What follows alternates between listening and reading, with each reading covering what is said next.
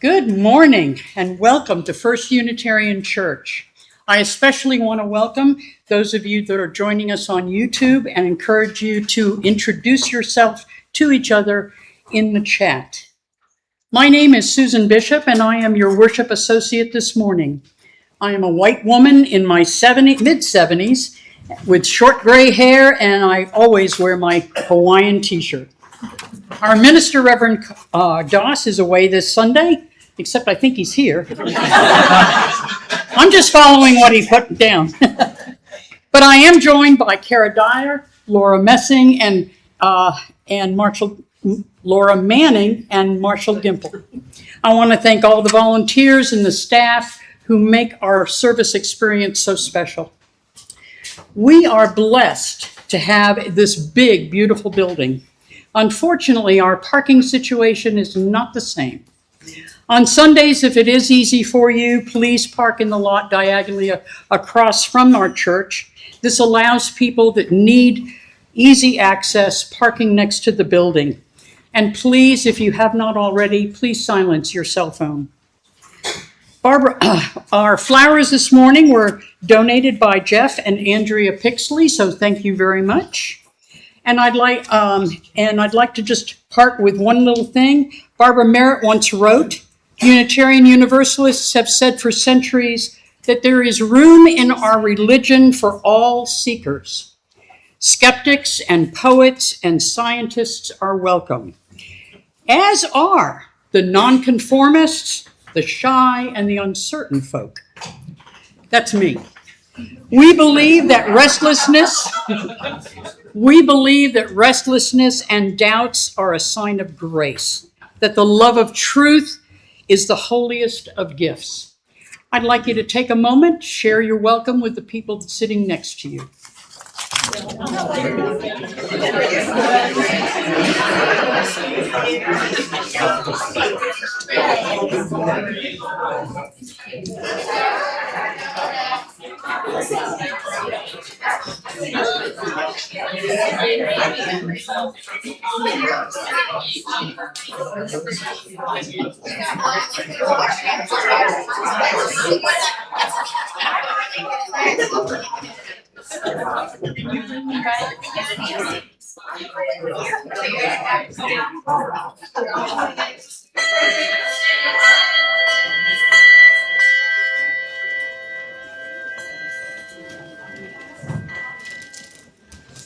For those of you who are online, please take a moment to light a candle or a chalice at home as we light our chalice here.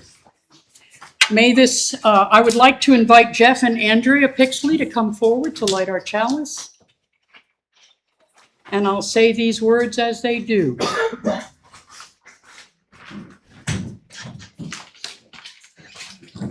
May this clear flame be a symbol that every heart can burn bright with joy, peace, and harmony. May the wisdom of ages speak to us through this flame and stay in us. Every one of us can be a blessing to the world. We have one other candle to light this morning. It is a memorial candle for Gene Hunt. He was a longtime First Unitarian friend and a friend to very many people. Gene Hunt died this week at home, surrounded by his family. He was a longtime Methodist minister, retired. He was married to LaDonna for longer than 60 years. This morning, we will light our memorial candle. Its flame reminds us of Gene's generous spirit. The light also reminds us of the hope that persists, even in times of death.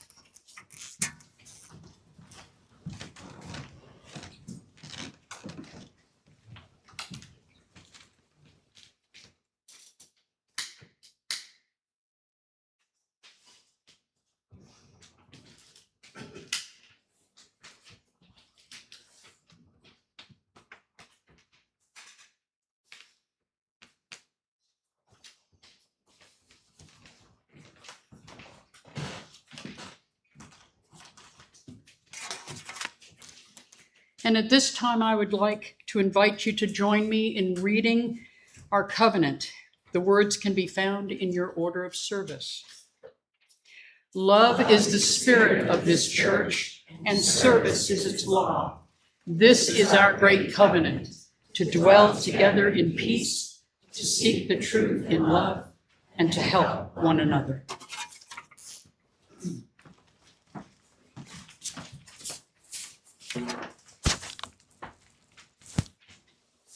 Good morning. My name is Marshall Gimple. I'm an older man with glasses, beard on my face, not much hair on the top of my head, and today I am wearing a blue and gray check jacket, a blue shirt, and gray pants. And my pronouns are he, him, his. Come into this place. Come with your whole self, the parts that are raw and exposed, the part that is beaming with joy, the part that is seeking the truth, the new, the possibility. Come into this place. Open your heart. Lay down your burden. Lift up your hope for something new to happen. Come into this place with fellow travelers on the journey. Some faces new and others familiar, and all welcoming you here now to this moment. Come, let us worship together. Please rise in body or in spirit to join in singing hymn 349, We Gather Together.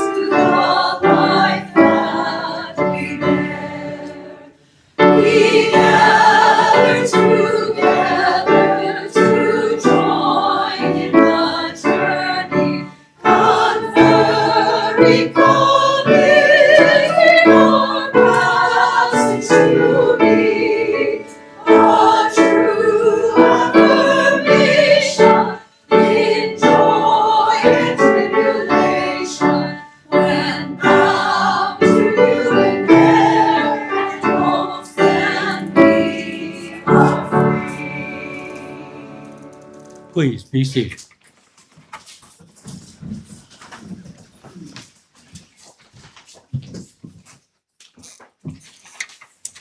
Hey y'all, I'm Laura. My pronouns are she, her. I'm a tall 60-year-old woman with a white ponytail and endless jewelry.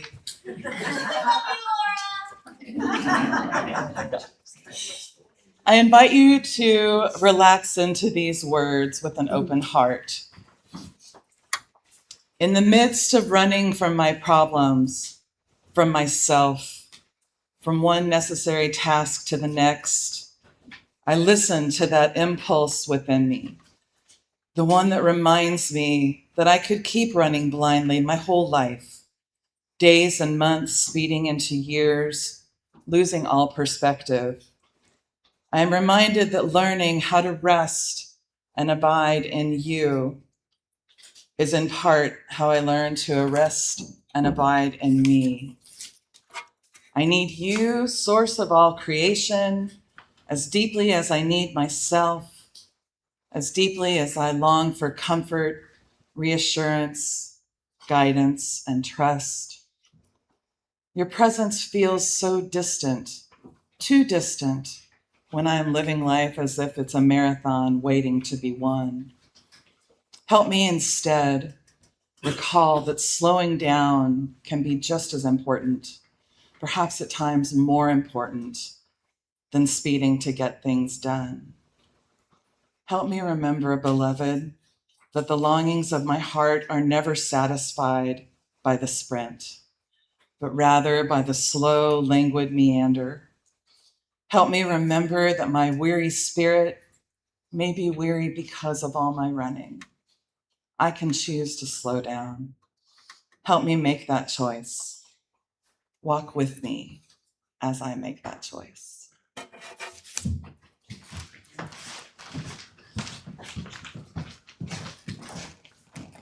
In looking at today's theme of the service, I had to come up with a title for my reflection, so I entitled it, How Did I Get Here Anyway? My spiritual path was supposed to begin as a child attending Christ's Episcopal Church. I don't remember much other than the requisite Lord's Prayer and the Apostles' Creed that I had to memorize, and how much I wanted to be an acolyte, except girls weren't allowed. I also couldn't wait to be confirmed, a process, because then I could receive the wine and the wafer at communion. When my parents divorced, my new father was a Congregationalist.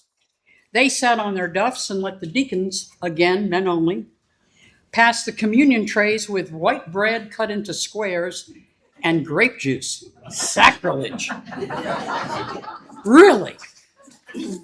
Again, I was supposed to be developing my spiritual path, but I was really only interested in the minister's son. I was a teenager after all and still trying to be straight. My college years were my need to recover from Saturday night, so attending church really wasn't on my radar. Although I visited synagogues and various churches on rare occasions, I considered myself to be an agnostic with atheistic tendencies. And I also always had something else better to do on a Sunday morning. I attended the non-denominational Metropolitan Community Church here in Oklahoma City, where I met my late wife. My attendance was an assignment by my Al-Anon sponsor, not that I would have gone to church. She said to me, give it 7 times, and if you still don't like it, they will gladly refund your misery. Which could have been true, except I was beginning to develop a new habit and looking at religion and spirituality very differently than what I had ever heard growing up. I was looking at my world as a place where justice needed defending, whether it was LGBTQ rights, the rights of the physically and mentally challenged, the rights of women. What church ever addressed those needs? Whoops, sorry about that. Then I met Maureen Harvey, it's your fault, who told me about this church and about how different it was from all the other churches, that love and service, treating people with equity, and looking at the interdependence were the core values of this church. I wish it hadn't come to this, because it took the death of my wife before I darkened the doors of this church. That was in 2009. But I have found a home here with like-minded, intelligent people that truly care about each other and the world in which we live. And I have found real purpose in facilitating befrienders. Thank you. Generosity is a core value of Unitarian Universalism that we practice every Sunday as we take up our offering. The Social Justice Council approves the applications for nonprofit organizations to receive all the monies donated through the offering plate. It's called Change for Change. This month, our Change for Change recipient and our partner is Blaze's Tribute Equine Rescue, located in Harrah, Oklahoma. They work to improve the lives of neglected, starved, and otherwise abused horses, regardless of age or disability. This rescue provides rehabilitation, education, and adoption services. Learn more about their work at the website that's located in your order of service. Would the ushers please come forward?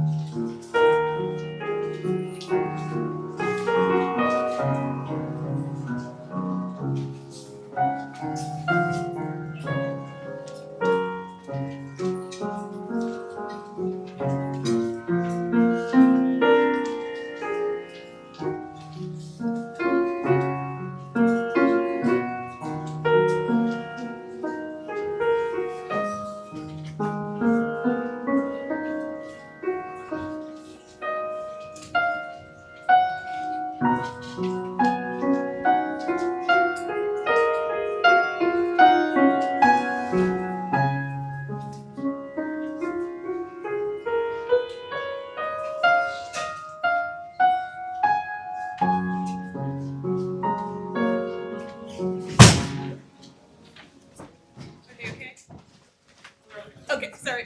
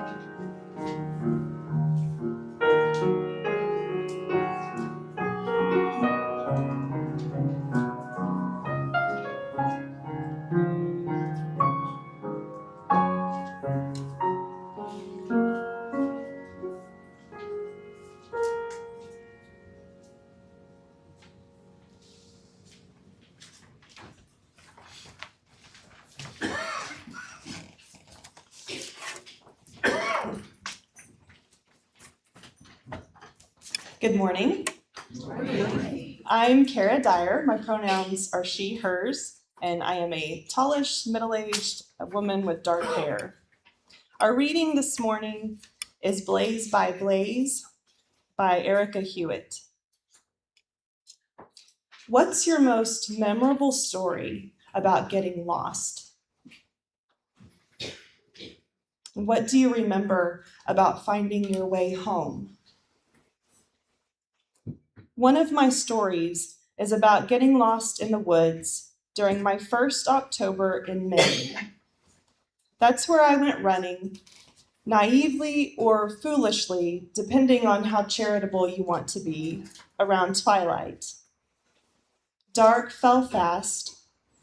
I'd been following blue blazes painted onto trees, but took a wrong turn and spent a long time questioning my life choices. Once I was home, it occurred to me that fear, not the cold or the steep trail zigzagging into darkness, had presented the greatest danger. Just a few months later, a painful betrayal threw me into a different kind of wilderness. I found myself with neither a place to live nor a job to secure one. For months, I tossed between despair and survival, too ashamed to ask for much help. It was a gentle ministerial colleague who offered me a lifeline. "Tell me the story," she prompted during one of our conversations, "about the night you got lost in the woods." So I explained. As I wandered that night, I realized that I didn't have to deduce the mountain's topography or the entire trail. I managed to find a single tree hatched with blue paint and ventured out in loops to find just one more. Then another and another. Blaze by blaze, however haphazardly, I moved toward safety, toward home. "Maybe in this wilderness," my colleague offered, "you don't need to figure out the entire mountain.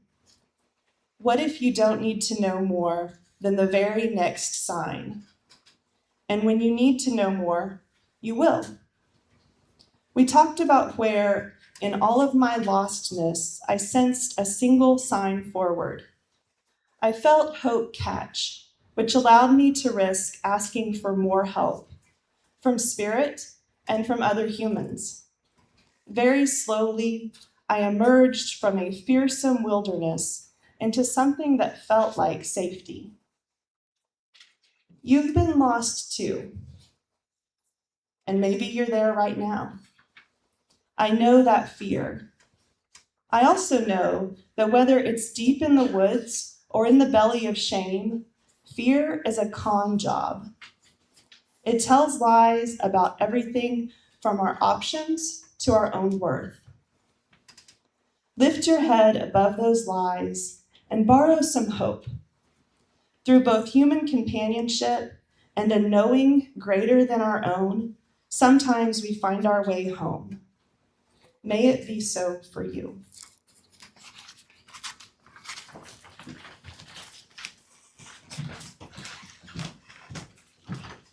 Okay, Tammy and Ellie, let's have the youth choir picture if we could. Oh, that one. Yeah. This was in the 1977 Daily Oklahoman. Oh my God, forgive me. This is my intro to the anthem. Bless you. Bless you. So this picture in the 1977 Daily Oklahoman was inviting the public to come to a production of the musical Captain Noah and His Floating Zoo, featuring an 11-year-old Laura and some Grassmans and a McLaughlin and some other folks. And about that time, Lois Allen also directed our youth choir in singing the Rainbow Connection for church one Sunday. And just hearing the opening notes of that song makes me all choked up because of that memory and because it's Kermit and because just the song squeezes my heart. Paul Williams, who co-wrote that song for Kermit to sing in the Muppet movie, says he was speaking to those sparkly bonds that exist between us, that force that's bigger than any one person, that when you least expect it can step in and see us through and somehow connect all of us. And it seems to me that all the world's religions are pretty much about the search for and the faith in that togetherness, that oneness, that rainbow connection. Charles Maxey wrote, "Sometimes all you hear about is the hate, but there is more love in this world than you can possibly imagine." And the rainbow connections between us are what create and carry that love, and they're an endlessly renewable resource. Join us in singing if you can't help yourself.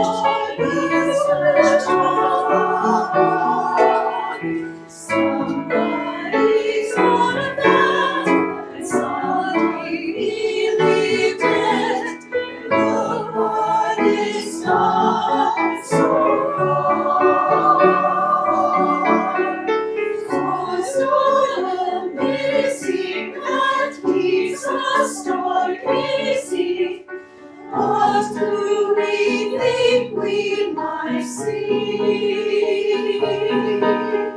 Someday we'll find it, a rainbow connection, the lovers, the dreamers, and me.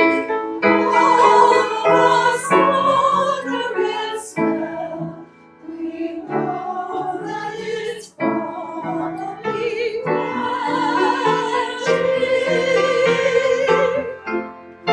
Have you been noticing? Have you been noticing?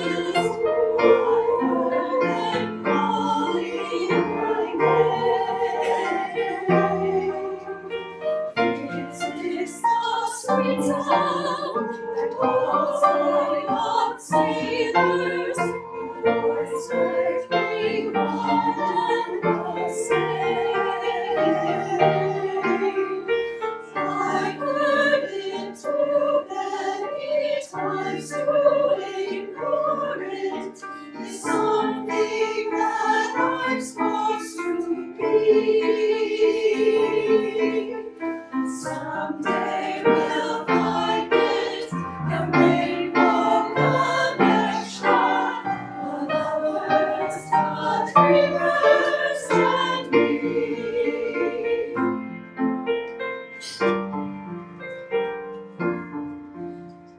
The lovers, the dreamers, and me.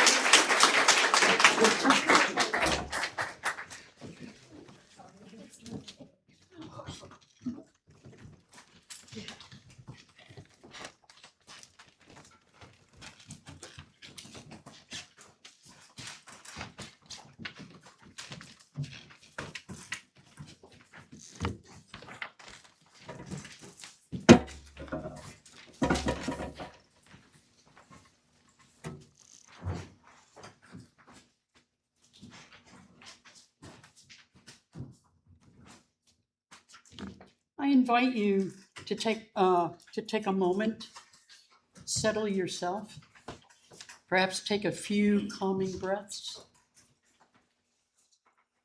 Feel the pressure of the chair beneath you, and close your eyes if you choose. This meditation comes to us from the words of Martha Kirby Capo. Quote, "As we enter this shared space, a sacred space, let us renew both our commitment and our covenant. There are those among us who have endured a loss this week. May their hope be lifted again in this community of faith. There are those among us who have wrestled with questions that seem to have no answer this past week. May they find sanctuary in this community of faith. There are those among us who have cherished an unexpected joy this week. May their gladness be celebrated. As we commit to continue our free and responsible search for truth and meaning, may we covenant to honor the many paths that have led us to this community." End quote. And may it be so.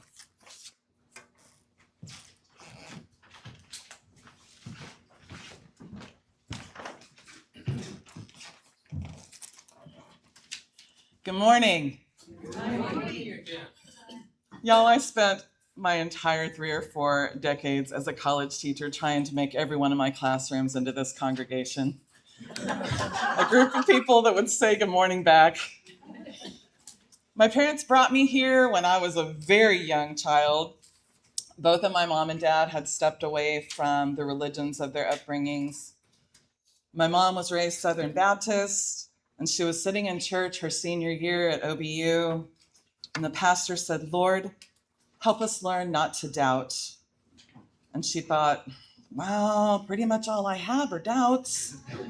So maybe this is not the place for me.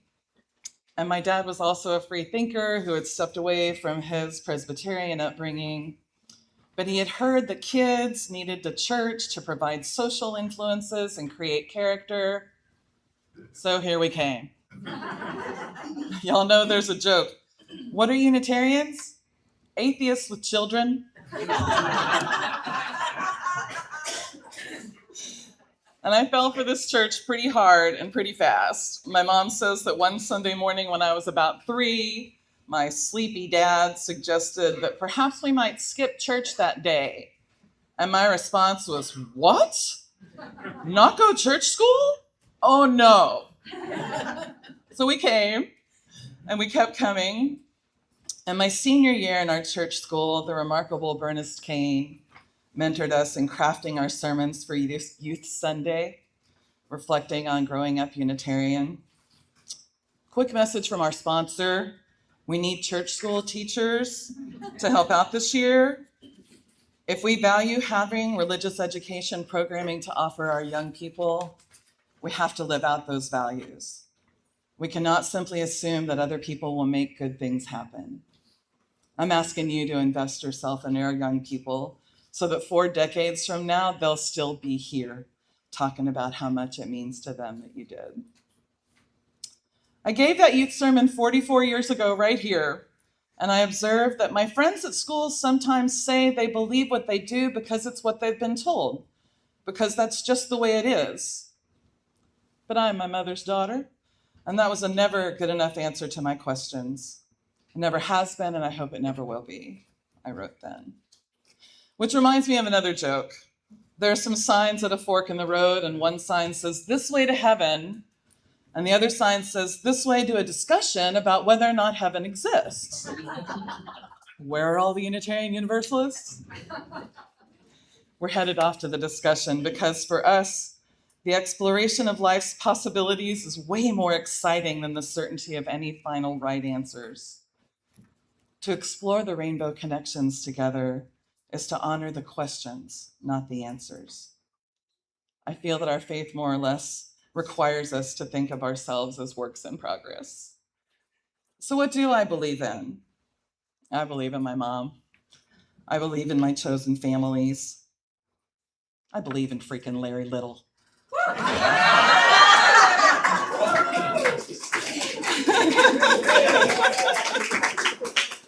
I believe in Bernest Kane. I believe in this church. I believe that this church can sustain us through the mightiest blows that life delivers to us and can be the source of moments of pure bliss and joy. I believe that asking what would Jesus do is a pretty good reminder that social justice and radical kindness require personal action. I believe that people like Marilee Perriam and Reverend Kent remind us that sometimes justice requires that we put our bodies on the line for our neighbors. I believe that people like Maureen Harvey remind us that standing up for justice sometimes requires that we write yet another letter to the editor. And I believe in the fierce awesomeness of Fenn and Harlow and Tegan and Rosalina and all the rest of our youth.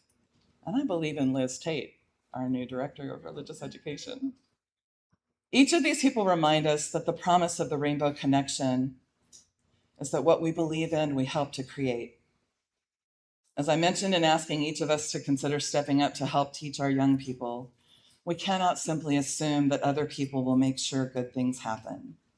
Our faith calls upon us to create the justice that we believe in. I concluded that sermon 40 years ago by saying growing up Unitarian meant growing up being me and having the chance to find out who me really is. What I want and need more than anything is simply the freedom to be myself and to be accepted. And I've been super lucky because Unitarian Universalism has never asked me to leave any part of myself at the door. And our prime directive is to ensure that no one else who walks through our doors is ever asked to do that either. Our calling is to be sure that everyone has the chance to hear a version of Mary Oliver asking, tell me, What is it that you plan to do with your one wild and precious life? It's pretty easy, really. We just need to ask, what would Larry do?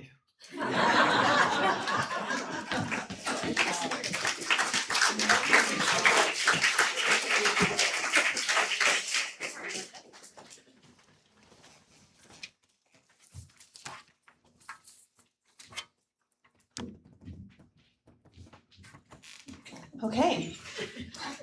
Well, the better part of the first 2 decades of my life was spent in a charismatic evangelical church. Sunday mornings, Sunday nights, Wednesday nights, weekly fellowship groups, every week without fail. When I was old enough to start school, I began attending kindergarten at our church-sponsored Christian school. Along with reading and addition and subtraction, I memorized full chapters of the Bible. I would like to recite a few of those for you now. Just kidding. The overwhelming majority of my early religious experience in church was good. Church is where I fell in love with music and eventually learned to sing and play instruments. I was surrounded by caring adults and healthy friendships. I felt that I was a part of a strong community, and I recognize how lucky I was in that regard.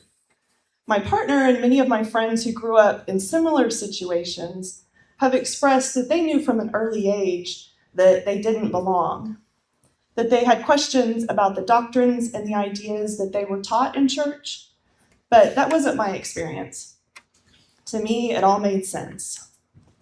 The particular and very limited worldview of my church was the only worldview I had experienced in any substantial way. But eventually, I began to encounter others. There was a boyfriend in high school who gently probed, "Why do you believe that?" And then a college class where I learned about the Gnostic Gospels, and the professor posed the question, "If you had to choose between Jesus and the truth, which would you choose?" That question made no sense to me at the time, zero, but it stuck with me. And then 9/11 happened, and our Christian nation determined that the best response to violence was violence. If I had learned anything in church, it was that as Christians, our call was supposed to be to follow the example of Jesus. I had memorized the verses in the Bible where Jesus had said to love your enemies and to turn the other cheek and to do good to those who would harm us. My naive 23-year-old self was shocked that evangelicals across the country were rallying towards violence and war. Over the next few years, I took a deep dive into religious studies and the historicity of the New Testament. Let me tell you, for someone who spent a lifetime believing that the Bible was, quote, the inerrant, infallible, literal word of God, only to find out that, oh, actually, it might not be inerrant, might not be infallible, and it's probably best not interpreted literally. The result of that realization is not pretty. There's a quote by Sue Monk Kidd where she says, "The truth will set you free, but first it will shatter the safe, sweet way you live." And that proved to be the case for me. I brought my questions and my newfound faith to my church, but it was not welcome. I made the heartbreaking decision to walk away from the church that had been an extension of my family for the entirety of my life up to that point. I spent the next 20 years in a back and forth dance between avoiding church and any ideas of God altogether and actively engaging in what was called deconstruction with a wonderful small group of people who had very similar experiences. But I often found myself missing the ritual and the community of church. One late winter Wednesday evening in 2025, I went for a long walk. Though we were only a couple of months into 2025, the year had been chaotic and overwhelming for me. I had tapped into a deep well of fear and uncertainty, and I knew I needed to find a church community again. I needed the ritual of joining with other seekers every week. I needed communal music. I needed to be inspired and reminded of why I keep trying. I was not optimistic. I didn't dare think I would find a place to fully engage, but I hoped I'd be okay if I could just find a back row to sit on and find an ounce of comfort and solidarity. It took me a few months, but in August of last year, I attended 1UC for the first time. It was so much more than an ounce of comfort. I had never experienced a church that truly welcomed people just as they were. I was moved to tears multiple times that first Sunday morning because it had been so long since I had sat and heard a sermon that I hadn't had to struggle and wrestle just to sit through. We sang songs that inspired hope and solidarity rather than just repeating over and over how great God is and how pitiful I am. I learned that questions and free thinking are welcome and celebrated here. I know well that this church is not perfect. It's made of imperfect people just like me, but I have witnessed a communal willingness to learn, to change, to grow, and to serve others, and that is the journey that I want to be on.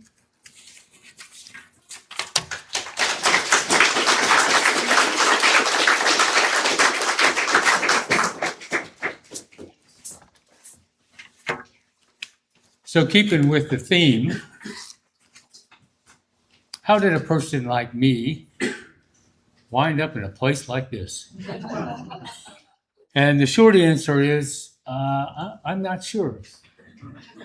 But picture this scene. It's a fine Sunday morning in Oklahoma in the summer, so not 100 degrees.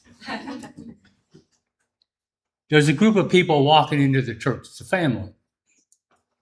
And a stray wanders up the steps behind them into the sanctuary. And the stray, being shy, curls up on a pew, tries to be invisible. Meanwhile, there's a little conversation going on in the front of the sanctuary. The kids in that family are saying, "He followed us in. Can we keep him?" And another voice says, "He looks a little scruffy, but I suppose if he behaves himself, he can stay for a little while." So it's a good service, lay-led, thought-provoking. A couple weeks later, strays back. Same type of scenario. Haul somebody in, sits in the pew. A few weeks later, stray comes back. This time on a Saturday. There's an open house at the church. They're giving tours of the building. A lady named Beverly McClary is talking about the organ. There's all these people sitting at desks talking about committees and teams and whatnot. And then the next day, there's another service, and this time it's led by a minister. Now, about this time, a pivotal event occurs. They start feeding the stray right here in Daniel Hall. And you know what that means. When food starts coming out, that stray is staying for a while. Well, maybe it didn't happen exactly like that. Actually, the first person I met when I came into church was Ruth Gordon. Is Ruthie here? Way in the back. There she is. There she is. Let me tell you, there's no better person to meet when you're a newcomer than Ruth Gordon. And if there's anybody in this room that hasn't met her, you need to do so. You won't regret it. So maybe the more important question is, why was I wandering around here in the first place? And I suppose my primary motivation was actually curiosity. I had actually encountered and researched Unitarian Universalism years before I stepped into a UU church. I have an interest in history, and I had been reading about the intellectual and social history of the United States. I know you all think it's fascinating stuff too, I can tell. But it is. And I was reading about that because it was different than, political history. And everywhere I turned, especially when it was 19th and early 20th century social history, I kept running into references to Unitarians and Universalists. And after a while, I wondered, who the heck are these people? They just seem to be everywhere. I mean, mental health reform, Dorothea Dix, Unitarian. Educational reform, Horace Mann, calling for universal, free, secular education in the United States. And the list goes on and on. I won't bore you with the details, but it was fascinating to me. And so then I decided I wanted to know more about these two denominations because they seem to punch way above their weight. And I have an interest also in comparative religion. I'm not a scholar, I just have weird taste in reading.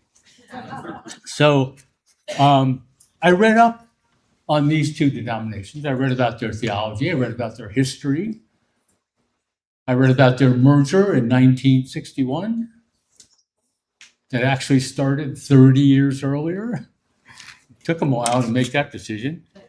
And really, I was just fascinated. Then I started reading primary documents, like the Essay on the Oversoul, the Harvard Divinity School Address, stuff by Theodore Parker and Shannon about Unitarianism, about abolition. And the more I read, the more fascinated I became. I know, geeky, but that's the way I work. So when I showed up at the door of First Unitarian, I was very curious about how UUism was working in 21st century Oklahoma and what type of community had developed here. Now, I guess I was looking for a few other things as well. I was looking for a place with a strong commitment to social justice and community action, a place which might provide me with, a different lens, a different way of looking at how things work in central Oklahoma. And I was looking for a space where my wife and I could both come and be comfortable. My wife was raised as a Methodist, and I'm Jewish. So what did I find? Well, I did find a group of social justice warriors, and it has been this focus that has allowed me to get involved with Voice and other initiatives and to interact with other members of the broader faith community in Oklahoma City in ways that I don't think would have been possible otherwise. I found a group of warm, welcoming, religiously tolerant people who were genuinely nice and who obviously care about each other. I found a community engaged in a whole variety of issues and activities. I mean, a whole bunch, especially for a congregation that's relatively small.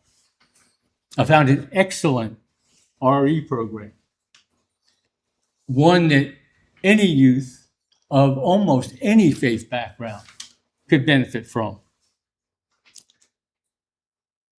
I found a couple of other things that were kind of a surprise to me. I think this is a community that frankly wears its Unitarian and Universalist history and theological roots pretty lightly.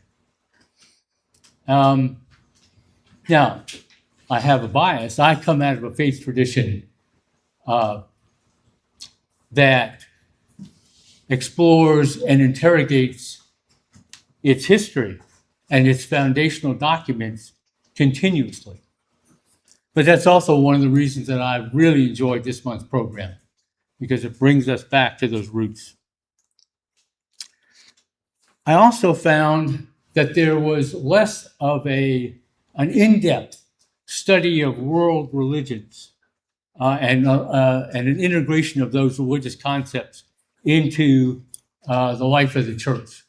Now, again, that's a bias, right? I've already told you that I really dig that stuff. I mean, that's my thing. And I don't know what I expected. I think I expected to walk down into Corley Commons and see a bunch of people poring over the Upanishads. Another group of people over in the corner reading the Analects going, oh, now I understand. I don't know. So it was just an observation.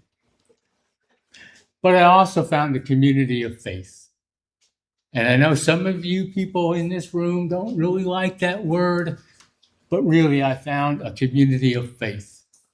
Faith in each other, faith in the possibility that you can make this world a little bit better. And let's face it, just showing up at a time like this, in a place like this, takes an act of faith. Now, this is a good list of things that I found, but sometimes the whole is greater than the sum of its parts. And that's the case here. Because that list doesn't really describe the essence of what I've found. Now, I may not have found amazing grace, but I surely found an amazing place. And as a stray that came in from the outside, I can sometimes look at this place from the outside in.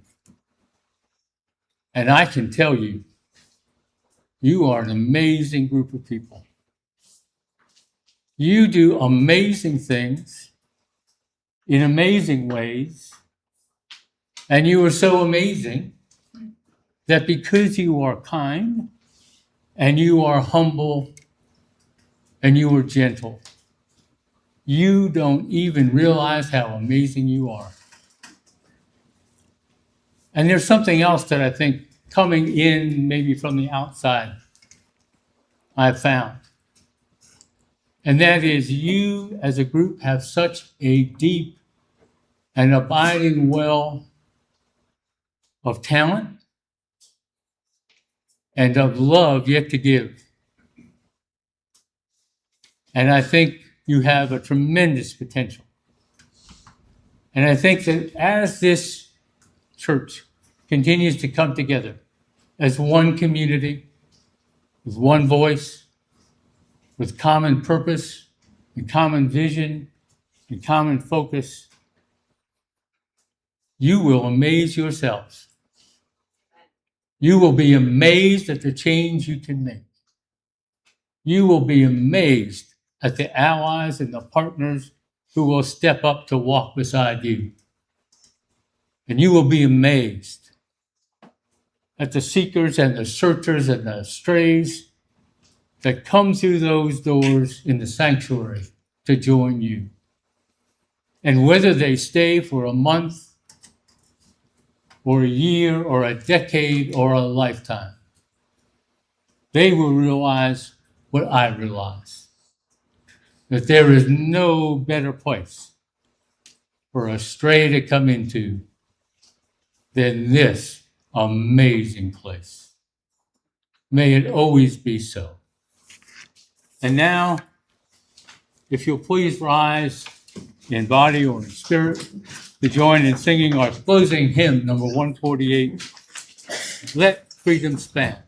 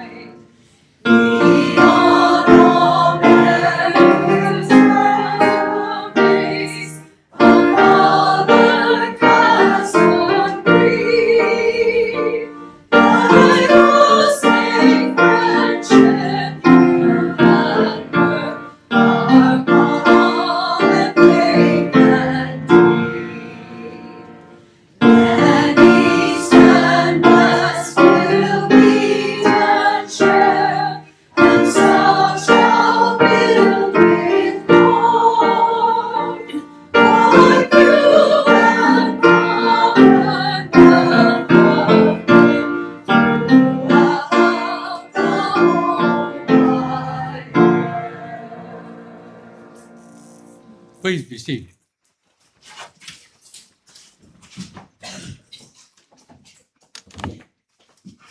We extinguish this flame, but never the light of love that burns brightly in our hearts.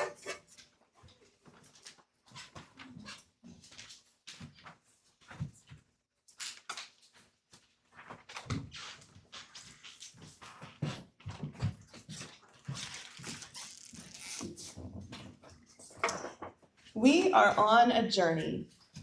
We didn't plan it. We didn't have time for the bread to rise. We may find ourselves in the wilderness, hungry, thirsty, doubting that we should have ever come. But look around. We are not alone.